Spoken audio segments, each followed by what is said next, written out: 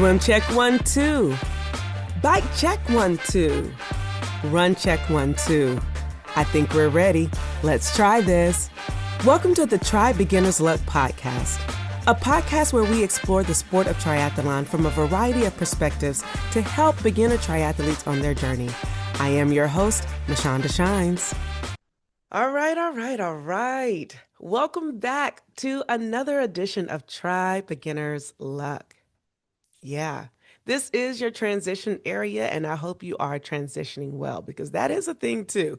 And learning how to master transitions is one of those things that takes time and takes practice. And so I hope you are doing what you need to do to take good care of yourself while you're still training, and or for some of you, just being curious about what to train for. Today, I have a guest that's coming to me from across the pond. I'm really excited because I've heard so much about this individual. She's one who didn't get started in triathlon until she was 29, and she did so because of her mental health and had to learn how to swim and bike specifically for triathlon. She is from the Dominican Republic and became the first person from the Dominican Republic to compete in an Ironman World Championship in Kona, originally through a lottery, but then returning as a qualifier. She's also the co-founder of Women in Tri UK. You probably know who I'm talking about. And she did that because she felt the loneliness of being a beginner and a woman of color in sport. And like in triathlons, there is sometimes a never-ending puzzle. And my next guest is someone who has mastered the art of putting those pieces to the puzzle together, but not just for herself, but for hundreds and hundreds of women. Yeah. It's impactful when you can think about a problem yourself and then try to solve it. And that's exactly what she has done. She looked around the start line. She realized there was only a few women of color, and she decided to build a bigger table. She is the chair, like I said, and co-founder of Women in Tri UK, a 7-time Ironman finisher, and a true champion for inclusivity.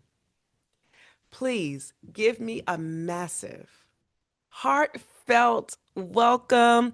If you're in your cars, clap your hands while being safe. If you're on the trainer, put your fist pump in the air or high five, whatever you feel like you want to do in this moment. And let's welcome to this audience, Miss Bianca Fernandez-Clark. Welcome to Try Beginner's Luck. How you doing? Thank you, Shanda. That's the loveliest welcome I've ever had. Anything. I'm very humble, very grateful to be here. So thank you so much for having me. You're welcome. It's an honor because I know you do a lot, and it's not easy to work full time. It's not easy to start something from ground zero and be able to serve others and do it well. And you figured out a way to do that. And I just want to talk to you a little bit about Women in Tri UK. What is it like to balance it all, still train, still work, and do all the things and still pour your heart out into women?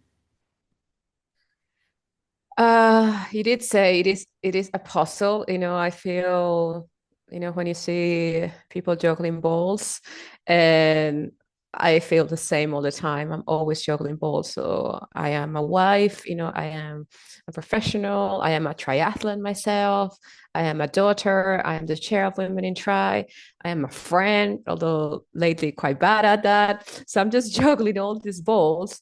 And they're all just like, okay, every time. And then like at times one ball will fall off the floor and they will all fall off the floor, and then I have to stop and then just go and collect them and just focus on one of them and then just go back to juggling. So however, uh, Women in Tri is quite a new organization. It's only 3.5 years old. I have always been an activist, like I have always uh, have volunteered for charities. I've always been very vocal about injustice in the world, about all sorts of things. So uh, when that's your nature, like you are, it's a blessing and it's also a curse. So dedicating my life to removing barriers to women, creating more gender equality is just something that I just have to do. I just have to find the time to do, and it comes at sacrifice. And I know they do, but it's also what drives me and what keeps me awake every day is just how can I make sure that women have less barriers than the barriers I face if they do want to do triathlon, if they do want to learn to swim, if they do want to learn to cycle, if they do want to learn to run. How can I make sure through our organization, through our advocacy, that they have a path that's not filled with so much obstruction like the path I had? So what else is more fulfilling than that? So it is a work that requires, how triathletes were like a lot of type A personalities, we're quite strict, we're quite methodical.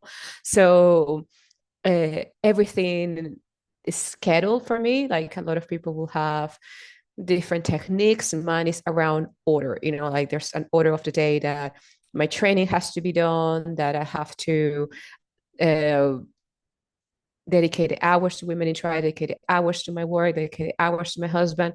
The It's quite structured my days, which is when I go on holidays, like I used to be like that when I went on holiday, like with a spreadsheet with all these plans and all these excursions and things like that.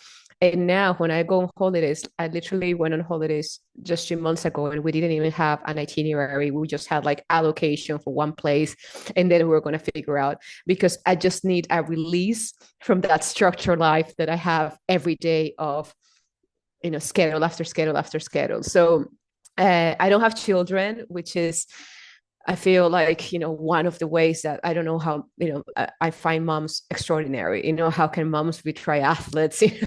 It's incredible for me. So I feel like, well, women in tri is equivalent of my child, and the time that I will dedicate, caring for another human being. I'm caring for, hundreds of human beings, through women in tri. So it's a little bit of that structure and mentality, but at the end it is a labor of love because it is a labor of love for inclusion, for bringing more women to the sport, seeing more of me, seeing more of you on start lines. You said so many key things, Bianca, that resonated with me, and I'm sure it's going to resonate with so many others. The first part was just juggling the balls. Like, I never thought about that, but it is a juggling act in some sense. And like you said, sometimes you're good at it. One may fall and then they all fall, and then you pick Yep. back up, you get back up again. And I really do think there's something to that. And you mentioned being, having that schedule when you were on spreadsheet, and now you're just like, I'm on holiday. It does not matter. But one thing that I think really, really hit home for me in particularly was that Women in Tri UK is your child. And when you think about that, I was just asked this question, about balancing it all the other day. And, I said, I make a schedule for myself. Sometimes it works, sometimes it doesn't. I try to wake up early, but I never thought about this as my child. Yep. And to a degree, it is like I care for it, I nurture it, and you don't want to let others down. You don't want to let your child down. And you find time for it, like, And you will always find time for it even if yeah, you don't have time. So yeah. it's, let's say my husband is the second ever volunteer of Women in Tri. When Women in Tri, how we started, it was originally called Fund Her Tri. It was when I was in Kona the second time. Came through this organization called Fund Her Tri, that they had this program that they raised funds to, well, they still do in the US, by the way. If anybody's having been there first time, or please check out Fund Her Tri. This program, they raised funds to support women doing their first ever triathlon. And I have to do this. And my husband was like, you have absolutely no time for this. But he knew at that time I was halfway through doing it. When I said I had to do it, he just tried to reason with me for like 5 seconds, but he knew I was there. And he was like the first ever volunteer of women of Fund Her Tri Today Women in Tri. It's a family work. He does postage, he did our accounting in the first year because it was just literally three of us, right? So it is his child as well. He goes out wearing his Women in Tri t-shirt. He tells his friend about it, how proud he is, because he knows how important it is. As a very white, very privileged middle-aged man, he knows all the injustice and all the imbalance, that he has never had to endure. So if he can do actually something practical, he's like grateful for having that opportunity as well. So it is like he will never come home and say you're spending too long on Women in Tri stuff. It was, sorry, that's my child. Like, bye. I'm so glad you clarified that he would never. Yes. Like, that's a non-starter. And to your point, I'm glad that as a white middle-aged man that he understands that privilege because it's a real thing.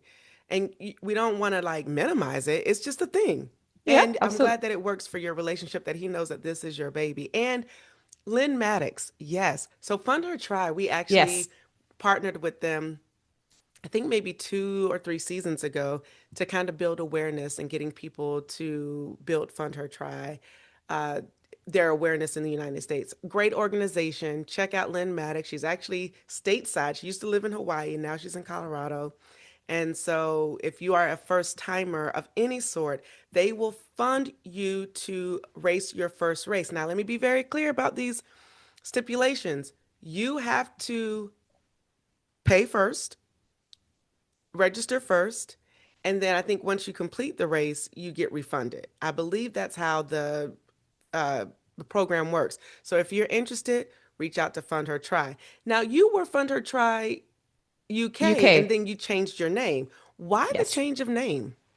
Oh, I think it basically we inherited this program, right? The funding women doing the first triathlon. It started being quite similar. Ours evolved quite quickly, but very quickly we needed to build a community around it. Like these women were like, okay, I'm having the financial support for my first triathlon, but I know nothing. I don't know. I cannot afford a coach. Everybody in my triathlon club is like super elite, so I feel embarrassed asking questions. Mm. So we've needed to find a way to support us women beyond the financial barrier, beyond the financial support.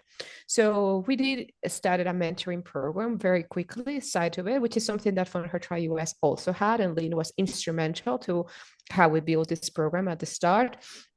And then we created a small WhatsApp chat with our first timers, which in the first year were like 30, not many women, but beyond my expectations, because I thought like nobody's going to, this is not going to launch, right?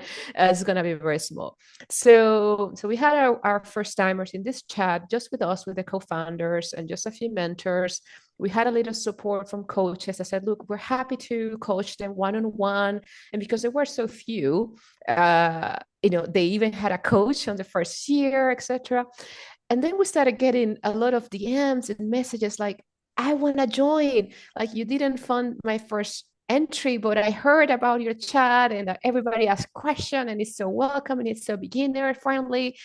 And then it was like, well, Hannah, we have to find a way to have a joining process, despite the fact that that wasn't our program. Our program was like, we pay for your entry and off you go, do your first triathlon and prosper. But then we realized that, what, that's not enough. And my husband, as smart as he is, he told me already that I didn't have time to do Fund Her Tri in the small thing that it was when I met Lynn Matix. When I told him, like, we're just gonna do a community too. He's like, are you mad? You cannot manage that. I said, bye.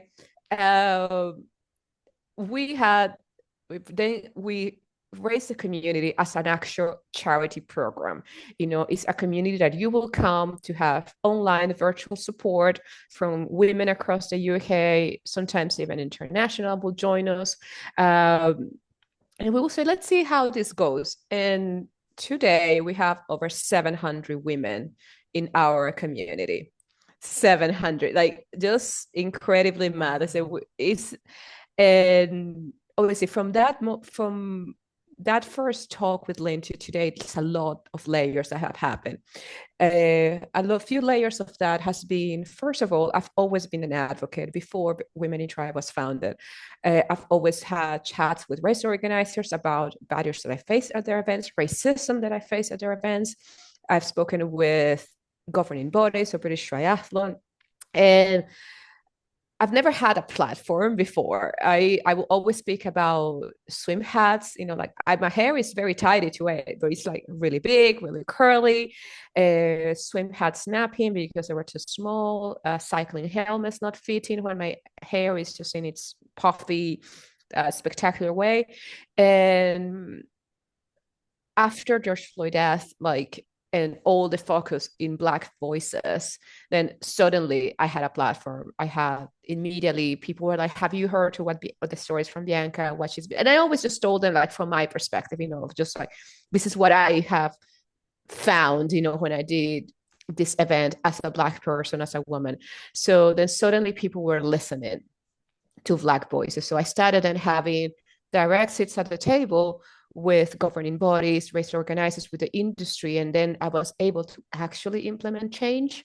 So that was that came part of Women in Tri. That came part of our advocacy and research work. We have performed research reports. We have a formal events partnership scheme. So all of that is like, we don't just fun entries. We just do so much more. So the name was really, really dragging us down because you couldn't really describe the full extent of everything that we did for women beyond their first triathlon entry. So Fund Her Tri in the US continues to doing that, and I know Lid has always been a huge advocate and has been a fantastic human being to be, in the sport. But because we evolve and embedded those things in Women in Tri, so we have obviously our first triathlon, our mentoring, our community, our advocacy, our event partnerships, our research. We have started brand partnerships for brands that want to diversify, want to look to appeal to more diverse audience. We offer some consultancy. All of those things then become, what? We are women in swim bike run, or women in triathlon. And that's what last year we just change our name to make sure that we reflected the full breadth of what we do. Bianca, this is such a joy. Like, I'm like, yes, like all in my being.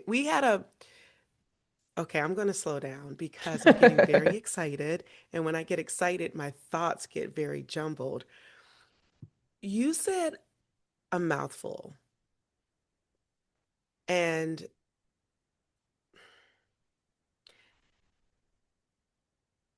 I want to dig into a couple of different things. I want to dig into the 63-page report that you've created because you mentioned that. Like, you've done the work to do work around the barriers to women in the face of triathlon. So you've done that, but you also mentioned about hair and swim Yep. caps. Like, you called it a different word, but I knew exactly what you was talking about in terms of the hair and swim caps. You also hit on being Black woman of color, and I asked you that question. I came out and Yep. I was like, I'm not sure. I was like, how do you identify? Because sometimes, in knowing a little bit about the Dominican culture, I just asked because I wasn't sure if this was going to live in Black History Month or Women's History Month. But I think it will maybe be at the end, going into the beginning, maybe first Mhm. week of March, because I think you are the cross intersection. And I Yeah. wanted you to explain that because you shared some things with me that I didn't know about how things are. I mean, I kind of sort of knew how things are done in the UK, but I just flat out asked you, I was like, do you identify as a Black woman or a woman of color? And then you said, I'm a Black Latino woman. I'm so proud. And And you know what? It took me so long to say those things out loud. So, obviously, in the US, there's a lot of Dominican people that live in the US. So, everybody will know a Dominican and will identify as Hispanic, Latinos. We even have a box in national statistics, right? Um, Latin American is not a big ethnicity in the UK. We don't even have a box. So it's in the statistic is either you're Black, Caribbean, or there's an other box where we sometimes land. However, for me, what's more important is that Dominicans are very racist.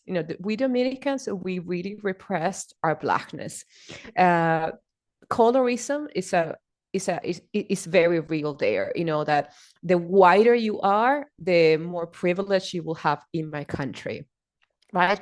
So you you might know, because in the US this is also very real. In the Dominican Republic it was like we had to chemically straighten my hair. Like that was mandated by my school. I work in finance, I work in banking. I couldn't have a job in banking right now in my country without straightening my hair. Things are changing, but that's where I grew up. So anything that would be a symbol of you being Black, it will be oppressed. Okay.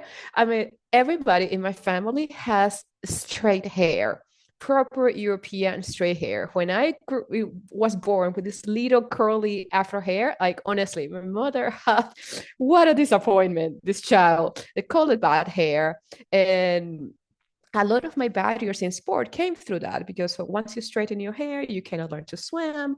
You can really, you have to be maintaining this. And that's the first thing that I had to let go of when I wanted to do sports as an adult. And that was quite big for me, because I didn't see myself looking professional without my hair straight. I didn't see myself looking pretty without it, but I definitely wanted to do the sport. So I cut all my hair, just kept it super short, to get rid of the straight hair. And throughout that stuff, and like obviously I didn't know anything about hair products because I never had my natural hair.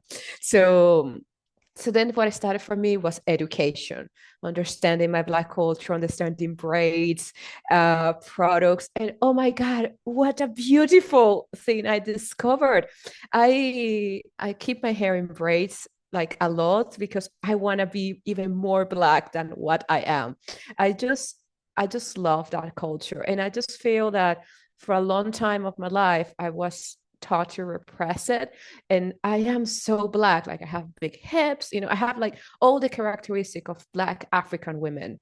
So but I also have the characteristics of white women. Like I flush, I get very red in my skin as well. I burn in the sun. So I feel like a lot of joy in my mixed race heritage. But because white people don't need me, they don't need me to speak about what I feel from my small whiteness, but Black people, yes, do need me. I feel very proud to be a Black woman in banking in the city of London, a Black woman in sport. So I just represented. However, I would love for us in the UK to have a box that says I'm also a Latina woman. I am a Black Latino woman. And there are consultations out there to add this box, because basically you just don't even know how many of us are here, because we are just all dumped in the other box. But yes, I proudly represent as a Black woman. Thank you for sharing. And I still learned so much more in that because we had like a very brief conversation about it. Like I was like, oh, but the oppression of it all, I think is very real. And it takes time to undo the things that have been self-taught, familial history, generationally, and also culturally, and then systemically. So there's so many different variances of the things that you have to overcome. And to your point, it takes time. And when you get there, you get there. And sometimes it's not even a point of destination of arriving. It's constantly evolving and being more comfortable in your skin, being more comfortable in being able to speak truth to power in a healthy, respectable way. And I feel like, for example, my hair, which is sort of like I feel like my hair is a sport in itself, maintaining it, caring for it, how I associate with it, like and and it's something that I also say about women in the sports. It's like we Black women, we should be able to wear our hair whatever way we want. If you have a straight hair now, Shanda, I have now my natural hair. If I want to, Well, I mean, Bianca, this is straight here about, some friendships that we've developed, girl. I can take this on and off, okay? all right. But like, what the thing is that you can do whatever you want with it. It should never be You're because you're right. imposed by Yeah. society. Like if I want to wear a wig, if I want to wear it straight, if I want to natural, like all those should be personal choices and not Absolutely. something mandated by society. Because um, uh, when we Black women have started like the journey of our natural hair, Yeah. there's been a lot of then conflict between ourselves with the women that has kept like the hair straight. Like, oh, Mm. you're still oppress yourself, you're still going. No, leave them alone. We can do whatever we want. If that is their choice, that is their choice. It's just that you can be free to do whatever choice you want to do. So Exactly. We have options. And I love the fact that we have options. And so I typically wear my hair natural. Like underneath here, I should show because that's vulnerable. Well, I won't show. I won't show. I won't show. But I have it braided and I have it braided for a specific reason. Like I've been going through some challenges and something happened to my hair. And oh gosh, I wasn't expecting to talk about this, but something happened where dermatitis erupted in my body, and it's induced by stress, and it took over. And so a portion of my hair is gone, or it was gone. It's growing back now, but I was like, what if I hadn't have gotten this wig made in 2021 with real human hair? I would have been in a mix. And then I would have let that affect my self-esteem even more. But luckily, I have options. of Like I course. love my natural hair. I looked at pictures surprisingly last night of when I cut my hair completely off in 2005. Like I went buzz cut, like didn't have any hair. Well, I had some hair, but it was very, very short. And I was like, man, I think I'm working my way. Because see, now I've had hair for so long, because when my hair is straight, it's about this length. I'm having to work my way up to cutting it again because that's what the end result is going to have to be is I'm going to have to cut my hair because there's no such thing as it's going to catch up unless a miracle from God. And listen, God can do all kind of miracles. I am not denying it, but that's a real thing that happened. Yeah, and I think it's a real thing that people going back to triathlon don't understand how is that a barrier. So I did one post on my Instagram about black hair and triathlon that had hundreds of reshares and likes. It's like this is not just hair. For me, this represented oppression. This represented, a life that I couldn't do sports. And then Yeah. when wanted to do the sport, I had to let go of all of that so I could learn how to swim. And then when I did start to swim, then go back to racism, teachers will tell me that I was not going to learn because I'm black and black people can't swim Mm. because of our bones and all that myth. And then I got through that barrier and then I go to a race and the swim hat, you were saying swim cap, so I was saying swim hat, snapped midway. I said, like, you can just make it larger. Like, it's not that deep. It's not that hard. Like, even women who are white and have like long curly hair, will struggle to fit their hair on this tiny small slip like but for a lot of people from a certain demographic this is a true barrier Yeah. and it's like and these are so many simple changes that the industry was able to then implement. I was so proud when the first race said like we just have larger swim caps. That's it. Like is that what you need? So well, what's one of the things, and that immediately opened up the sport. Particularly there's a lot of swimming events, swim only events in the UK that you can just choose from like 5 different swim hat sizes. That didn't exist before. That exists now. You literally go to the event in the morning and there's a desk with a sample of 5 different swim hats. If you have No like way. big dreadlocks, whatever it is, you don't have to change anything to do the sport.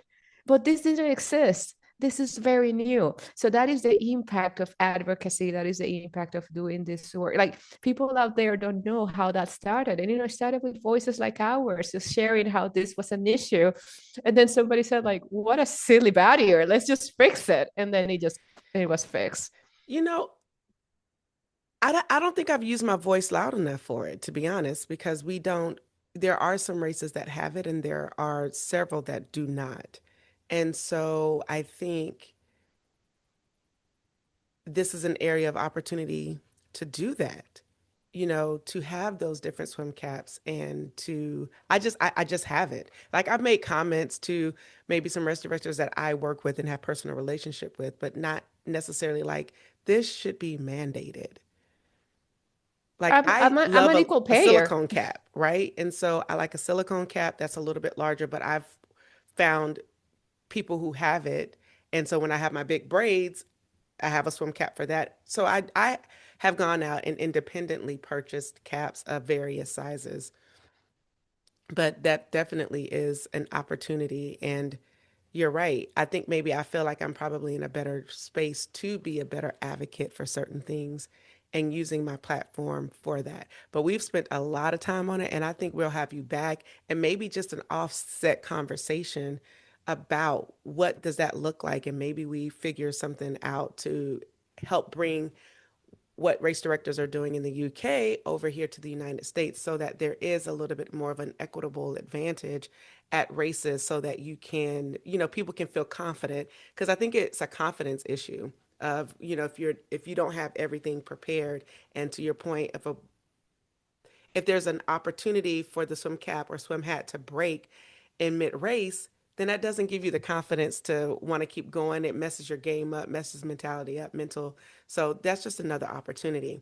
But I want to talk about the reports that you've written and what made you write these reports in order to help infect the change that you're starting to see. So I think the first one, basically all of this advocacy was unstructured. It was pretty much me. I will do a race and I will just be on Monday sending them so many emails to the race director, like with so much feedback. I remember when I signed up to my first Ironman event, and they have come a long way in like at it just being a more women friendly brand, but at back then it wasn't, and they will just be sending me all these marketing materials and it will always be a white man. And they were even trying to sell me merch and it's always a man. So I would just like tag them on Instagram, like, you can at least put a woman, like you can, if you're trying to send me a t-shirt, which is like $100 t-shirt, you can at least put a woman in there. So I just started like sharing this in a very, very structured way. And even them making choices about, what, like, I'm just not going to do this race because I just don't feel it's a women friendly brand. So I'm just not going to give you my money. I am a customer, so I don't need to do events that don't respond to my dollars. I have options, in particular in the UK, that triathlons are very diversified. They're only like, I would say 5 Ironman events, and there are like hundreds of independent race organizers. So I can do a triathlon during triathlon season every weekend, a different brand. So I said, I'm going to choose ones that align a bit with my values and at least speak to me. And there's an organization that it's called She Raises by the formidable Sophie Power, that they have been advocating for barriers to women in running, particularly in ultra running, for many years, since a photo of her breastfeeding her child midway through a 100-mile race because the race wouldn't allow her to defer due to postpartum went viral. And when she raised that to race organizers, like, yeah, I was going to lose my place on the start line, which is quite hard to achieve because I couldn't defer becoming pregnant, that race went viral. So She Races was born around just also like trying to get more women into start line. So we partner to write this report around triathlons. What are things that women have faced that we are triathletes, but let's just ask women, what things have put you off entering a triathlon? So we surveyed about 1,000 women, and they told us so many things. Obviously, cost being a major barrier, gender, we have less disposable income. That's a reality. But it was not just cost. It was things like uh, from 70% of women who became pregnant, uh, so from all women that became pregnant, 70% of them lost their race entry because they couldn't defer.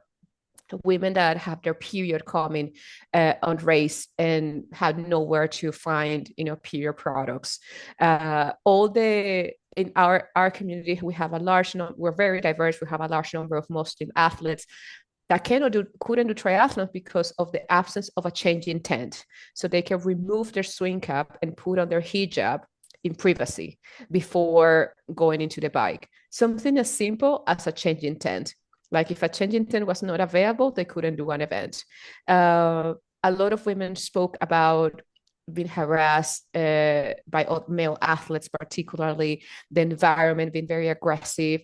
And you say, what? There's not even a code of conduct. Like you do triathlons, and you don't know what happens if you are harassed mid-race by a male athlete. When I said I've been punched and drowned on all the triathlons in my life, and I was like, well, I thought that was triathlon, and Sophie told me that's not normal. Like, which woman would like to wake up on a Sunday to be punched in the gut during a swim? It's like, oh yeah, maybe that is not normal. And so we, you know, classified all these bodies, which by the way, nothing that it surprised me nothing because I have been a triathlete for many years. I say, yeah, this happened to me, this happened to me, this happened to me. But then we had a structured report. I could go to triathlons across the UK and internationally because we also have international partners and say, this is what women told us. These are triathletes. You're losing their registration because you don't implement these things. You don't have a few small changes that could make the event more attractive to a female audience. So we created our event guidelines, based on the findings of this report, and it just helped us put all of our lived experience in writing. It's obviously the report was closed. It was a research that was done in a point in time, but our event guidelines, we continue evolving them. So every year, because we have such a large community, a woman will tell us something, something that I don't think a lot of people think about. Race numbers that you have to pin on your photo. Sometimes they're huge. And if you're a very small woman and you have boobs, they sit very awkwardly behind your boobs because your t-shirt is no long enough. So you have to fold it, but then that's against the guidelines. So you risk being disqualified. You can just make them smaller. A race director can just make them smaller. So we have got events that have 60,000 runners in a year, change that. And women everywhere and men feeling already much more comfortable at a start line. So it's just like all these small changes that improve race experiences. They're all not from a gender perspective, from a ethnic diversity perspective, and a lot of race directors will ignore us. Will say, I mean, we sent an email to a race director this week and he hasn't even replied. But a large majority of them just say, like, I'm sorry, we just didn't think of this. It just never occurred in my mind. And they will just please tell us what to do. And they will just implement it like that. We're writing a case study with one of our race partners, which is our oldest race partners, about how he has seen increased women's participation since he partnered with us. So he has seen all of his events have more women since he started, because we are women that know it's a partner of us. They know that the event is designed to support women, to support gender inclusion. The event is going to have a number of things as a default that will make their day better. So triathlons are going up in his women's participation. His running events are almost gender equal. So all of these things, just because of small tweaks that with low cost, and he has seen a surge in registrations from women. So that is why we produced that report, and we're so proud of it, Frances, because it just puts in writing and in print, all of our life experience from many years in the sport. So. I think that is absolutely incredible. And I would be interested when this report is done to read it, because I only can imagine how that has changed the trajectory of that race director's business model and increased his business model. And, I think in the United States it's a little bit different for sure, as it is maybe in other countries where demand, and here we're it's changing. I'll say that. I don't want to say like nothing's happening, but it's Yeah. changing, and it's changing at a different pace depending on where you are in the country and what type of races and racing you do. So I think it is evolved. You mentioned that you would The tag report Ironman. is live, by the Uh, way. The hmm? report is live, by the way. The report is live on our website in our advocacy tab. So Oh, it's if already live. yeah, it's from a couple of years ago. So one Oh, I year thought ago. you said you were working on one with the race director. Oh, sorry, my case study. Yes, my Yes, the case case studies. study. Yes, Sorry, the I case got it study. Yes. wrong. No. Our research report with She Races. Well, just for the listeners, our research report from She Races is available on our website. We Okay. also did an Ironman report last year, which was very important because this is when they're talking about the return to Kona and when they were going to talk about like probably proportional allocation. We went there with the data just to ensure to demonstrate how will that penalize high performing women. And that report was part of the reason why new model got implemented by Ironman that favor a performance allocation. And we have been working with Ironman very closely in the models and refinements of the model. So that's also on our website. And yes, this case study is going to be ready in a few weeks and it's also going to be available there. Awesome. Awesome. And so you also mentioned in there, at least I heard, that you used to tag Ironman in photos to get them, but you're now on the Ironman athlete board. Yes, it's like surreal. I find that quite a circular moment because I only learned about triathlon because I saw a Kona documentary. I never knew that sport. That sport didn't exist in my country when I was growing up. I was living in Spain at the time. So I started Googling triathlon because I heard of people doing that in Spain. And I came across the Kona documentaries. I had done marathons at the time, and I thought they were like the hardest thing in the world. So I couldn't understand how people were doing Ironmans after swimming for what sounded like a huge amount of distance and a huge amount of cycling because I didn't know how to cycle or swim. But those distances just looked gigantic to then do a marathon. So, however, I was so inspired by it. I was so inspired by the stories.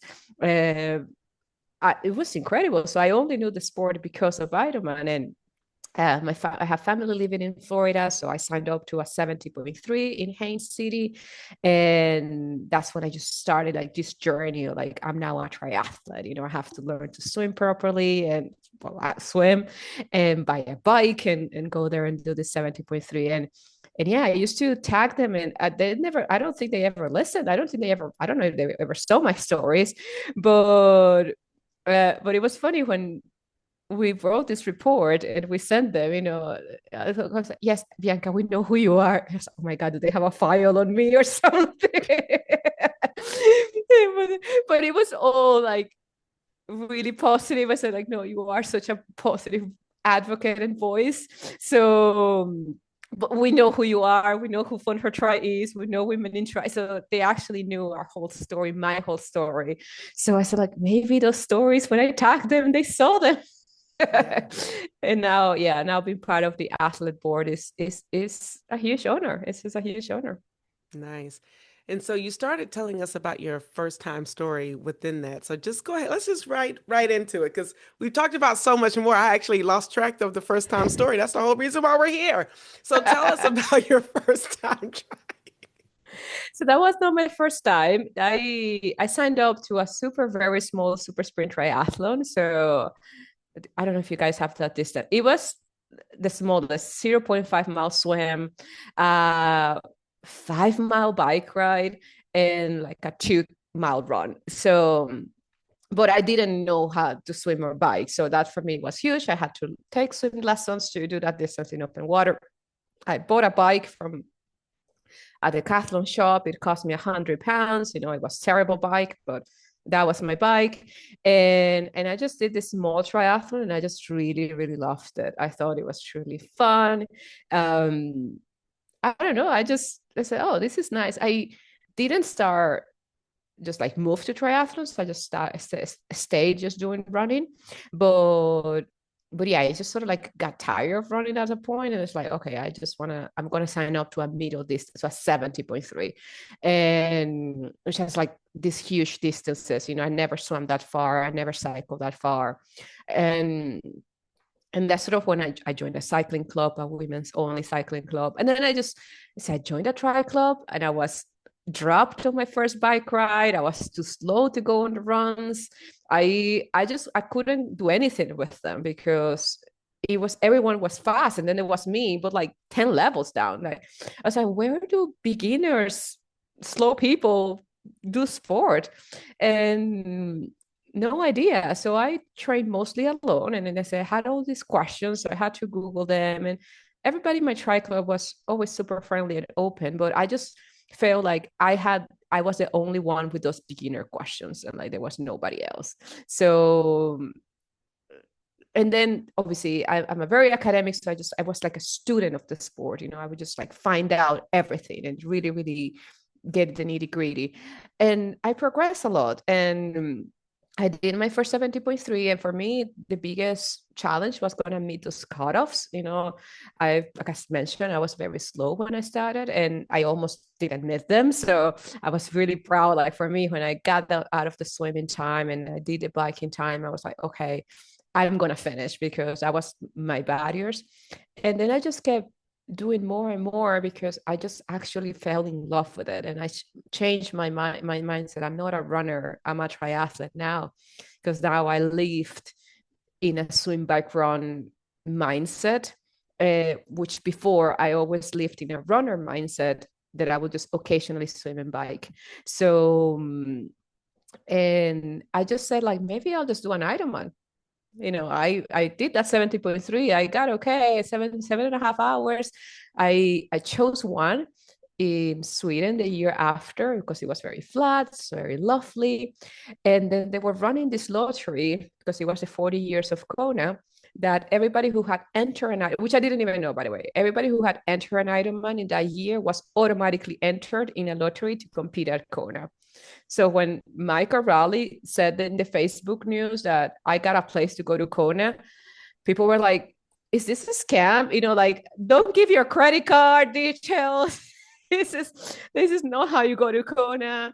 And I just couldn't believe it. And people were like, I hadn't even done an Ironman by then because I was still hoping to do my Sweden. People were like, you cannot go to Kona and do your Ironman. Like, I'm sorry, I'm not gonna say no. Like, I'm gonna go or somebody else is gonna go. Like, they have this lottery for 40 people to go. I'm just I'm gonna take the chance that I have been given. And I didn't know that there had never been a Dominican person ever. So for me, walking a Leahy Drive with my Dominican flag and just my husband was a very big moment. It put our island in the Ironman map. A lot of people in my country saw me and started doing Ironman events because they saw that.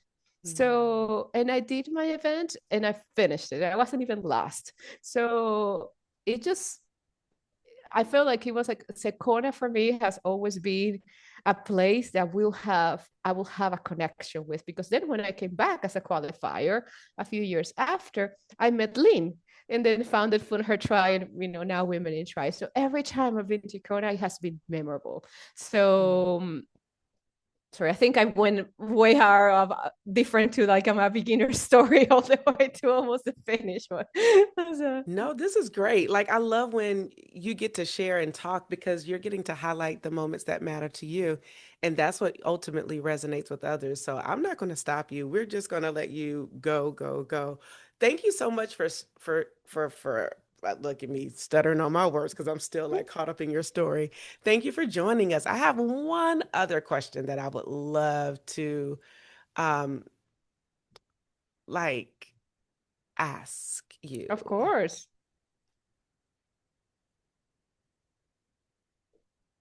You've spoken a lot about, or we didn't really get to hit on yet, the loneliness and the reason why you started, and being a beginner and being a woman and just being lonely in sport.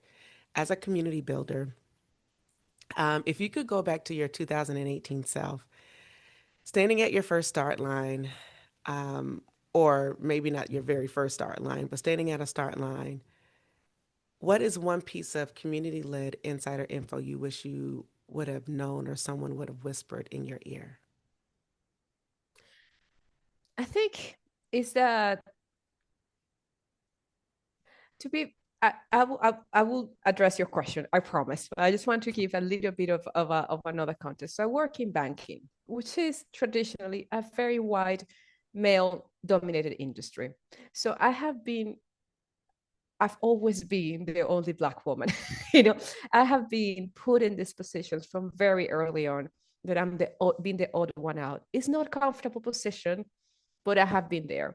So I have built my armors around it throughout years of my professional career. When I went to Ironman Charlotte, I said, "Oh, this is like my boardroom. This is, all the bunch of middle-aged men that I have to go to my meetings with. This is exactly the same. I feel like so. I have like built-in armors that already had like protected me a bit in that sense when I moved to triathlon. But I don't have to have them. I don't have to have any armors to do sports. I shouldn't have to. So it does get better. And I wish somebody had told me that, because I thought this is going to be forever a space that I will be the odd one out. This will be forever in banking. And it has gotten better in banking too. There's a lot of inclusion programs, a lot of diversity. Like I'm not now the only, you know, uh, brown person out there in a room. There's more of us. So, but at the time, I didn't think it was. And now in triathlon, it's also changing because of the work, of advocacy, because of all of these initiatives to dismantle systemic barriers in the sport. And now it's a place that I adore. So I wish somebody told me like it will get better. Like you will find your community, you will find your friends, you will find the love for the sport, even if it's just not there right now. So don't feel like you need to have to belong necessarily immediately. You will find your tribe. I don't know if that makes sense. 100p. 100p, as they say in the streets. Yes, it does make so much sense. Okay, thank you so much. We're going to get into rapid fire. I don't let anyone leave before we do a little bit of rapid fire. So thank you so, so much. Let's see. Pre-race jam, salsa, merengue, or 90s pop? Silence. Mm, Yeah, I need to be with my thoughts. Very busy mind. okay. Indoor trainer or braving any of the elements outdoors? Indoor training 1000 times, particularly in the UK. I live in London, which is terrible roads, terrible traffic, and drivers just want to kill you when you're on a bike. 1000% indoor trainer. Um,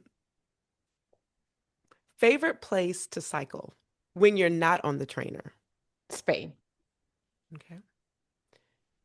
One piece of gear that you've actually given a name to. My bike. What is your bike's name? Lola.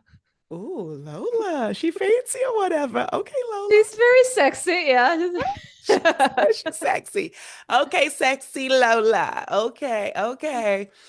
Post race cravings, salty fries, milkshake or chocolate milkshake or burger.